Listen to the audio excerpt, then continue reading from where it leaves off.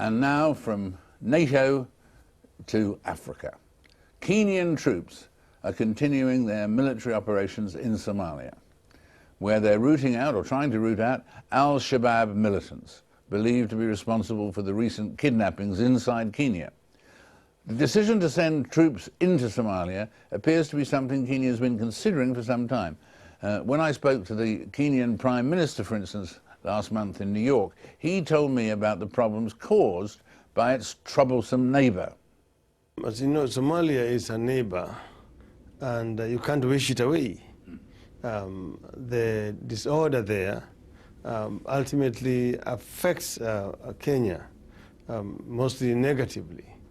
And that's why we see it as our responsibility to try to help to find a peaceful resolution to the conflict in Somalia. You need military action to be taken to bring civilian order in Somalia.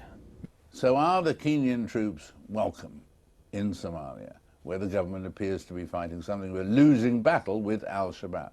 Abdi Osman is the spokesman of the Transitional Federal Government of Somalia, and he's with me here in the studio. Abdi, welcome back, welcome back. First question, which is, are they, as we mentioned there, are they welcome, the Kenyan troops, to the government? Are they welcome in Somalia? That's really the first thing. And secondly, in fact, did you ask them to come in and help? Thank you very much, Sir David, and thank you for having me on the program. Somalia and Kenya have a long and good relationship and never had any problems in terms of security.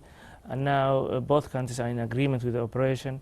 And this is an operation that we trying to eliminate the threat posed by al-Shabaab. Al-Shabaab is a threat not only to Somalia, but to the region and to the world as large. So this is operation that we, the government, welcome. And this is our objective, is to get a space where we can govern, where we can provide security and also service to our people. So we welcome. You welcome, right.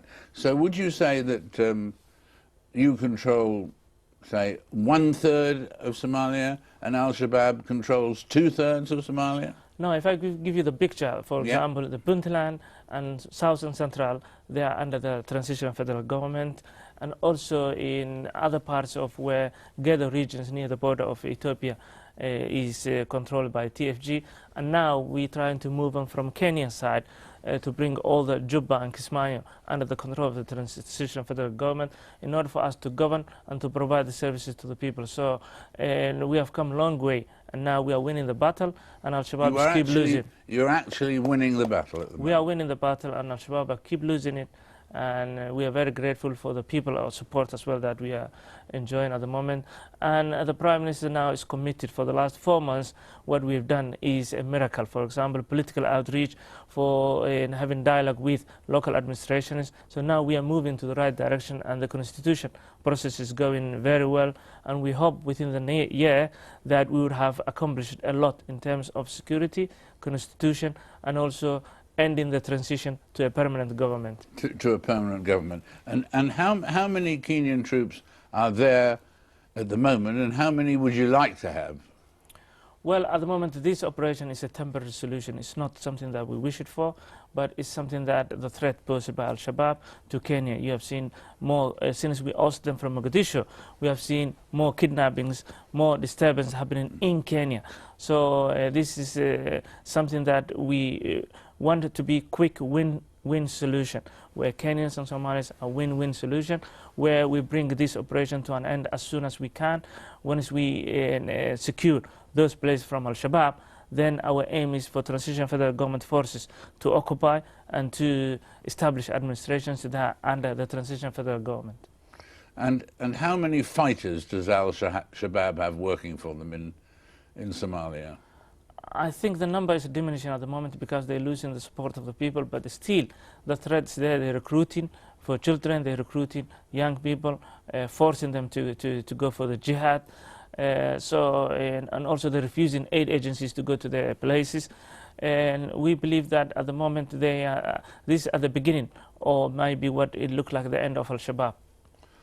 Could be the end of Shabaab. So do you mean that within 2 years you could beat Shabab? Do you really think you could? If we maintain the momentum as it is and continue the pace that we moving fast now, I believe within a couple of years, free from Al-Shabaab. But still, it's not something that the government alone can do. That's why we need the international help. Thank you very much indeed. Thank you very much, sir. We'll take a break there, and after the break, 2 fascinating chats. One with rock star Lenny Kravitz, and one with the former mercenary Simon Mann, who was sentenced to 34 years in prison in Equatorial Guinea. But he's not there now, he's here. Don't go away.